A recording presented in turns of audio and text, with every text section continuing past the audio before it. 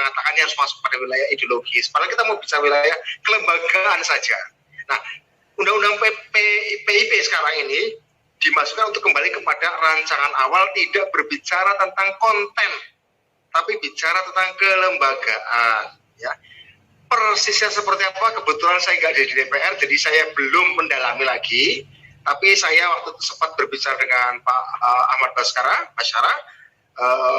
kira-kira ini fokusnya hanya pada kelembagaan saja. Soal kontennya saya nggak, ya kontennya tetap Pak Pancasila dalam pembukaan UUD 45 itu. Saya usulkan juga bahwa nanti dalam aturan undang-undang yang baru membaca Pancasila itu jangan dipisahkan dong antara alinea keempat dengan alinea 1, 2, 3. Karena membaca alinea keempat saja itu sama saja dengan membaca kerangkanya Pancasila, nggak bersama dagingnya, nggak bersama darahnya, nggak bersama sarafnya. Jadi menurut saya Pancasila harus dibacakan sebagai satu kesatuan dalam konteks UUD 45. Karena itu adalah satu stay konstitusional loh. Sila-sila dalam Pancasila itu yang konstitusional dalam pembukaan UUD 45. Ya, saya kira kita turunkan saja dari sana. Selebihnya silakan kelembagaan. Selebihnya saya nggak terlalu tahu mengikuti karena saya juga bukan di sana. Kedua, soal ormas tadi sudah disampaikan oleh Undang-Undang Keormasan, tidak mengatur itu teman-teman sekalian, tidak mengatur sanksi, tetapi bahwa tidak boleh mengkhianati Pancasila sebagai dasar negara. Itu jelas, tidak boleh mengubah NKRI, tidak boleh mengubah Pancasila sebagai dasar negara.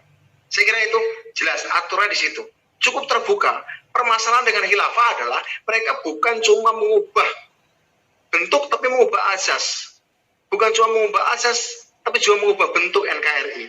Kalau Daulah Islamiyah tadi atau NKRI bersyariah, bentuknya masih NKRI, cuma dasarnya dibikin berbeda. Nah, kalau khilafah itu kan sudah sifatnya dasarnya sudah diubah, bentuk negaranya juga diubah, tidak juga negara bangsa, tapi negara kekuasaan multi bangsa. Saya kira itu permasalahan harga yang harus dibayar. Untuk itu semua terlalu tinggi, terlalu besar. Tadi Gus Zaman sudah berbicara. Begitu tercapai, seandainya NKRI, nauzubillah min dzalik, atau Pancasila ini rusak, maka itu adalah hari terakhir NKRI, hari terakhir Pancasila itu akan menjadi hari pertama bagi pertarungan dan tarung konflik yang bahkan mungkin bisa jauh lebih berdarah daripada pertarungan meruntuhkan Pancasila dan mengubah NKRI, bahkan akan jauh lebih berdarah di mana nggak jelas batasan kawan dan lawan, di mana terjadi pertarungan semua melawan semua, all against all, sehingga bukan terjadi pertarungan antara dua kubu Pancasila melawan anti Pancasila, terjadi pertarungan antara masing-masing yang syariat, NKRI bersyariat, Daulah Islamiyah, yang khilafah, yang khilafah juga mungkin bisa bermacam-macam faksinya. Jadi teman-teman, terlalu tinggi bayaran yang harus kita bayar. Padahal sudah 74 tahun merdeka, menurut saya tidak masuk akal. Tidak masuk akal. Kita harus membayar mulai dari nol lagi, dan kita harus berdebat mulai dari awal lagi. Menurut saya nggak masuk akal. Kita kehilangan waktu. Sementara negara lain sudah kejar-kejaran. Cina RRC merdekanya tanpa 94 tahun lebih muda dari Indonesia tanpa 5. India merdekanya tanpa 8 3 tahun lebih muda dari Indonesia. Tapi mereka sudah menjadi negara yang sudah teknologinya sudah sampai langit, ya, antariksa.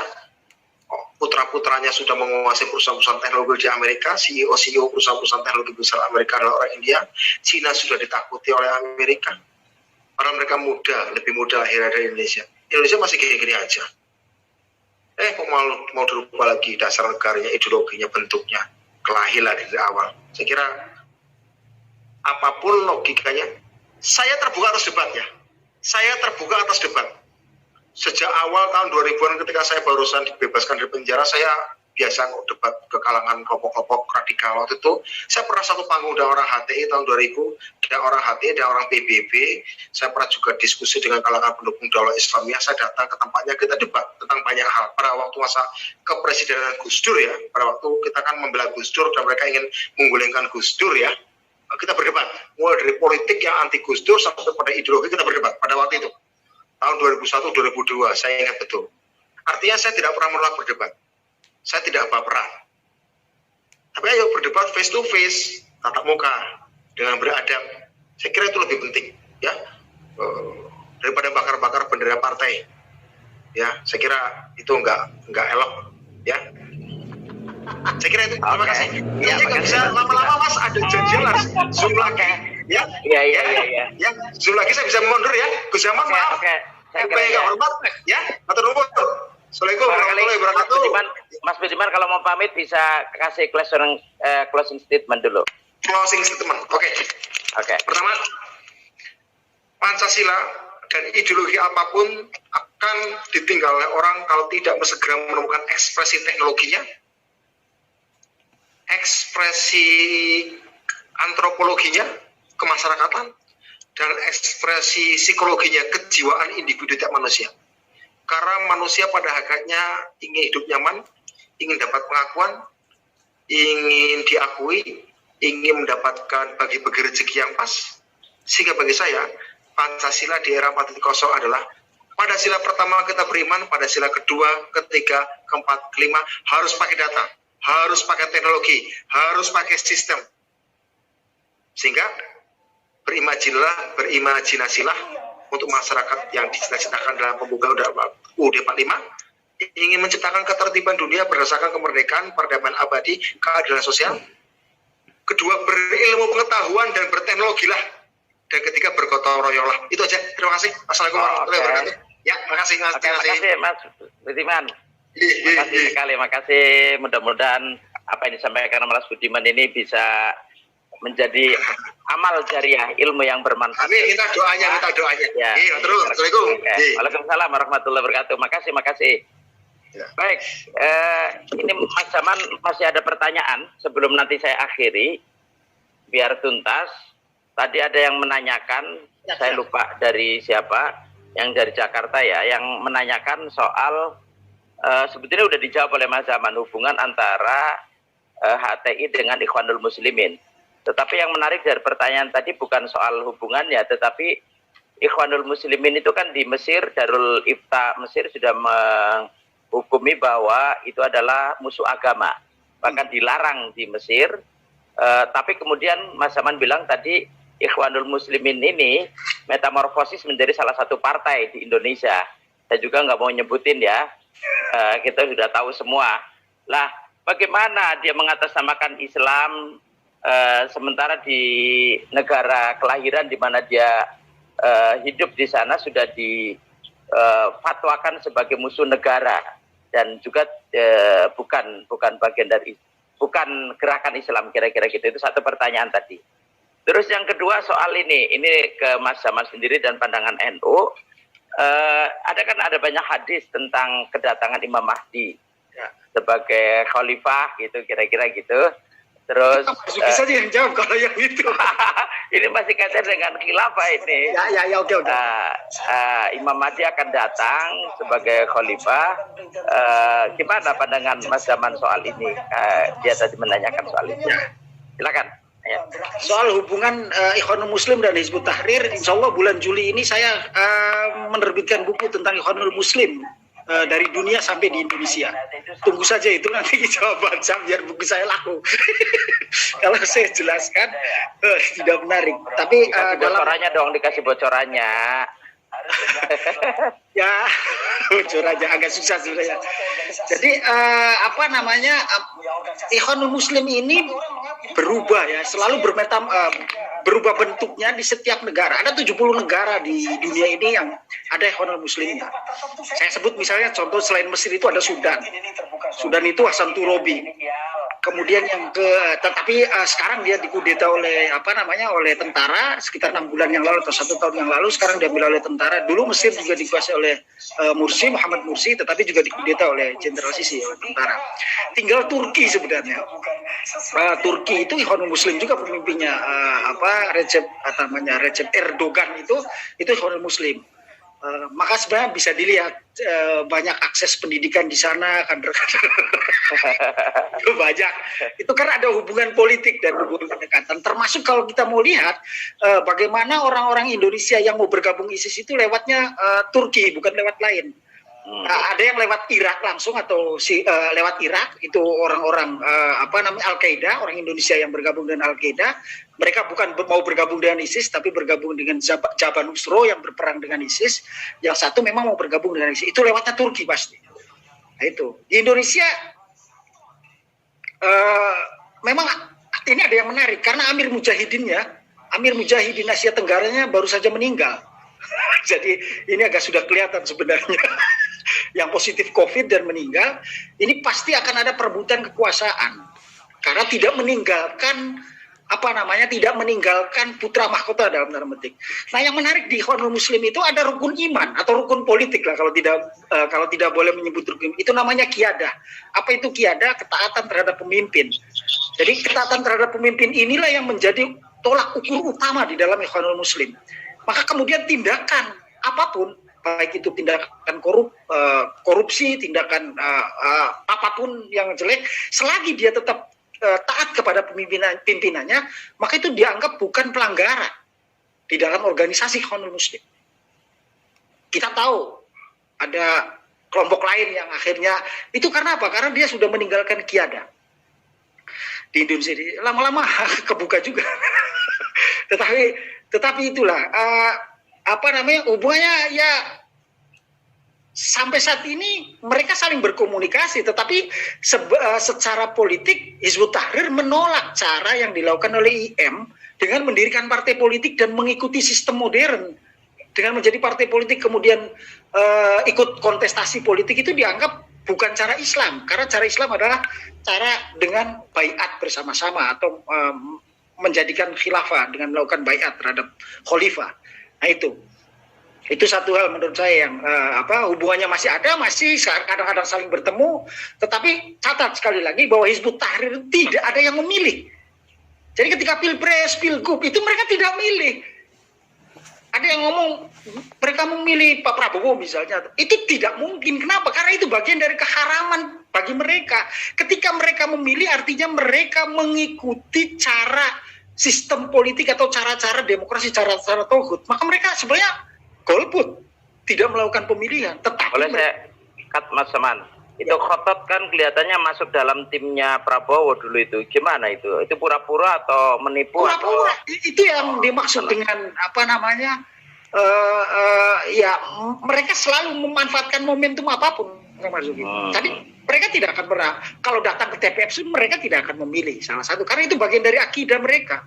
Kalau mereka melanggar akidahnya, mereka keluar dari keyakinan sebagai anggota atau Hizbut Tahrir. Tadi ada pertanyaan juga itu Kang Mariki soal benar 5.000. Iya, itu kader inti. Tapi ada anggota dan ada simpatisan.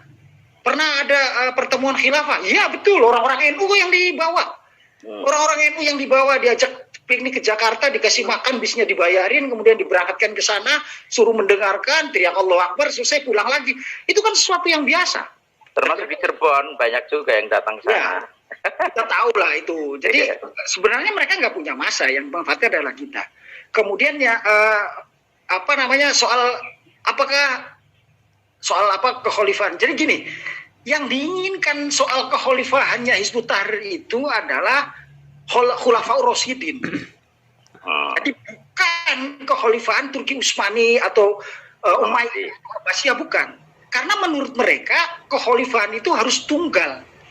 Padahal kita tahu pada masa Abbasiyah atau masa Umayyah itu ada kekhalifahan lain atau ada kesultanan lain di negara lain atau di wilayah lain. Jadi ini yang agak aneh. Yang kemudian yang kedua, Hizbut Tahrir ini kekhalifahan yang mereka ikuti adalah Khulafaur Rasyidin. Sahabat Abu Bakar, Umar, Utsman, dan Ali. Itu cita-cita mereka. Pertanyaannya adalah, ini juga saya tanyakan ke Ismail Wisanto.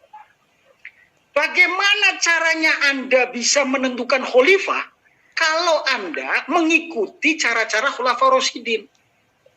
Kita kan semua tahu Abu Bakar Siddiq itu dibaiat oleh Umar bin Khattab di awal pertama kali, kemudian sahabat lain mengikuti.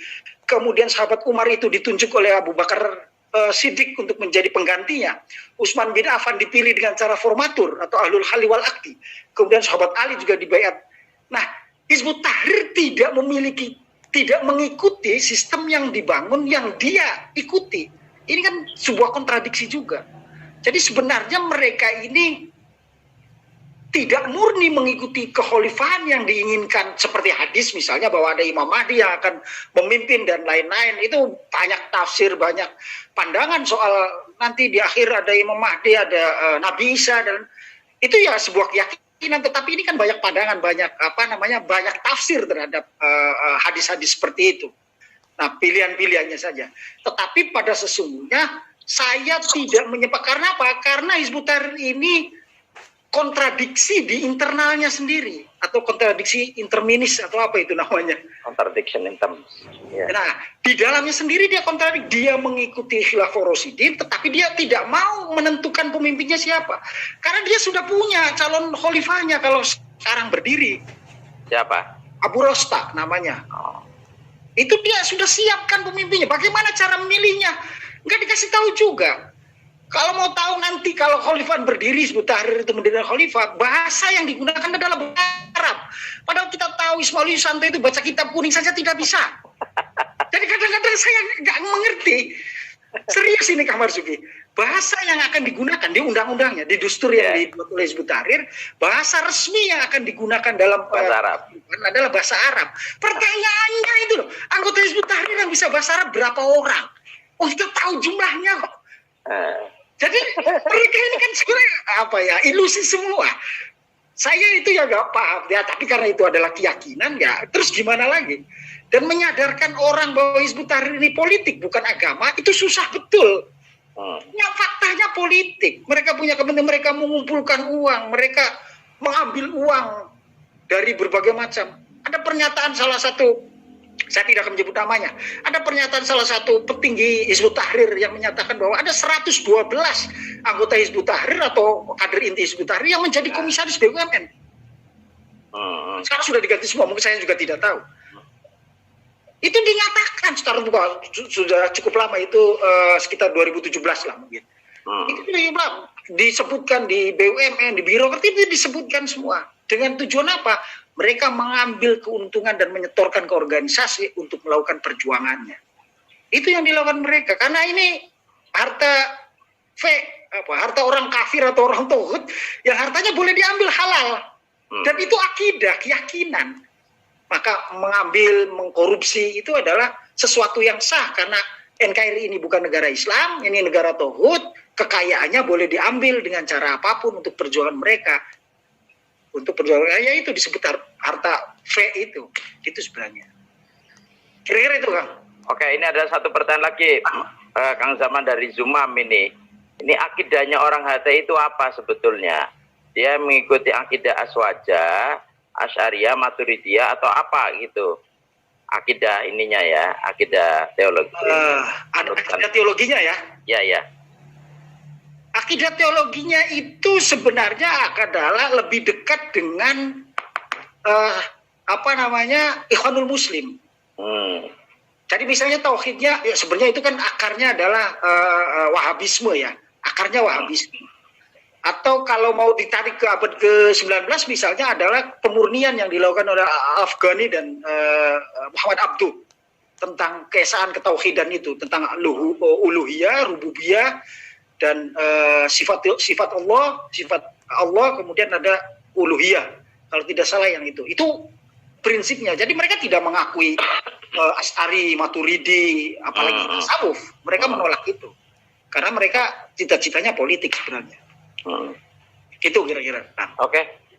Baik teman-teman sekalian, saya harus mengakhiri pertemuan ini, udah jam 22 ternyata. Kita sudah 2 jam setengah ini bersama dengan Kang Zaman dan Mas Budiman. Mas Budiman sudah pamit duluan. Saya kira saya harus mengakhiri nih. Kalau teman-teman masih mau diskusi, saya yang capek ini. Saya harus istirahat. Ini suaranya udah serak-serak. Tapi saya kira saya senang sekali malam hari ini karena kita dapat asupan baru dan juga penyegaran informasi-informasi tentang HTI, organisasi yang sudah dibubarkan oleh negara Indonesia dan sebetulnya dia ilegal, yang kemudian dia melakukan sekarang gerakannya underground dan mungkin metamorfosis menjadi organisasi nama-nama baru. Dan saya kira sebagai tadi Kang Zaman menegaskan, sebagai ideologi ini nggak akan pernah mati dan selalu ada dalam pikiran setiap orang yang meyakininya. Sebagaimana juga komunisme, liberalisme, kapitalisme, sosialisme, dan seterusnya itu. Tetapi masalahnya adalah apakah mereka punya ruang untuk survive, punya ruang untuk eksis. Nah, disinilah sebetulnya kepentingan politik atau kemudian politik ya, kebijakan negara menjadi sangat berperan untuk bisa mengatur bagaimana Pancasila tetap menjadi satu-satunya pilihan kita untuk bernegara ini. Kira-kira itu sebelum ditutup, saya ingin menyerahkan ke Mas Rosidin ya, karena dia yang membuka, maka dia harus bertanggung jawab yang menutup. Jangan bisa membukanya tapi nggak bisa menutupnya. Ini nanti bahaya. Karena itu saya akan menyerahkan itu, dan saya ingin mengatakan, saya kira ini diskusi yang sangat penting untuk menyegarkan tadi banyak hal ya. Saya kira bagaimana genealogi khilafah, terus perbedaan antara khilafah A dengan khilafah B dan seterusnya itu, dan ternyata di antara mereka sendiri sebetulnya tidak bersatu. Yang kata Mas Zaman, kalau mungkin HTI menang, kalau saya kira berat sekali, itu juga mereka akan bertengkar sendiri dan mungkin bisa jadi akan saling membunuh, dan itu sesuatu yang tidak bisa kita harapkan. Saya kira itu teman-teman sekalian. Sekali lagi saya ingin mengatakan bahwa Pancasila ini adalah satu ideologi yang pas saya kira untuk negara ini, karena ini lahir dari bumi Indonesia sendiri, bumi Nusantara, dari nilai-nilai luhur Indonesia sendiri. Terus kemudian kalaupun misalnya, ini saya menduga gini, kalau Pancasila ini diamalkan secara murni dan konsekuen dan terwujud dalam kehidupan nyata, saya kira itu sebagian dari ideologi Islam, bagian dari khilafah, bagian dari manapun. Tetapi sebaliknya, kalau khilafah Islam sekalipun tidak bisa mewujudkannya, dan itu akan berat sebagaimana negara-negara lain yang sudah menganut ideologi ini, maka itu sama aja dengan kita ngomongin Pancasila hari ini. Karena itu nggak penting saya kira sekarang ideologinya apa, tapi Pancasila sudah terbukti sekian puluh tahun bisa mempersatukan kita, tinggal bagaimana mengisi, mengamalkan, dan mewujudkan Pancasila sesuai dengan nilai-nilai luhur dan mulianya untuk kehidupan bangsa ini. Saya kira itu yang secara mudah untuk diterima, dan membuka ruang ideologi lain hanya akan membuka pertikaian dan perpecahan bangsa ini. Saya kira itu, mungkin itu kalimat terakhir dari saya. Saya ingin mengucapkan terima kasih kepada Kang Zaman. Ini ada banyak yang minta bukunya, minta dibagiin, enak aja beli dong. Oke, tapi nggak apa-apa kalau Mas Kang Zaman mau sodako, saya kira itu lebih baik. Cuma nanti cabri aja lah ke masing-masing ya. Saya tidak punya kekuasaan untuk bisa memaksa Kang Zaman ngasih atau sebaliknya, tapi itu hanya menyampaikan permintaan dari teman-teman. Dan saya kembalikan ke Mas Rosidin dari saya, akhirul kalam. Wallahul muwaffiq ila aqwamit thoriq. Wassalamualaikum warahmatullahi wabarakatuh. Waalaikumsalam warahmatullahi wabarakatuh. Kalam warahmatullahi wabarakatuh.